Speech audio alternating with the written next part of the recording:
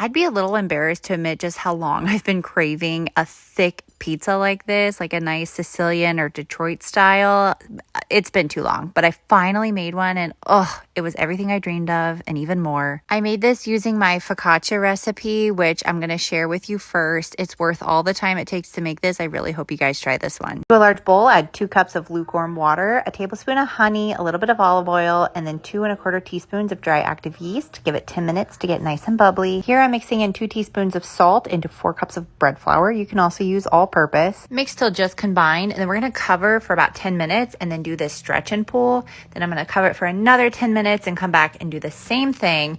Then we are going to cover it liberally with olive oil and then stick it in the refrigerator for 24 to 48 hours. When you're ready to bake, we're going to release it from the bowl. And then I've got a parchment lined baking sheet. I'm going to add a lot of olive oil and then do this kind of burrito roll and then let it sit in my oven with the oven light turned on for at least 2 to 3 hours. Stretch it to fit your pan if you need to. I'm using a 9x13. I didn't really need to. It puffed up so nice. So I'm just going in. This is the fun part where you get to go in with your fingers and dimple it. If you get some air bubbles, I just like to pop those. And then I'm going to par bake this at 450 Fahrenheit for 10 minutes and then put it on a cooling rack to let it cool completely before we add our toppings. First, I go in with my sauce, some fresh basil, fresh Parmesan, then lots of mozzarella. I'm doing half pepperoni and half ricotta. Put it back in at 450 for another 15 to 20 minutes. And once that crust is golden, you're good. This whole thing was good, but oh my God, the ricotta side, I put some Mike's Hot Honey on it and a little bit more fresh basil.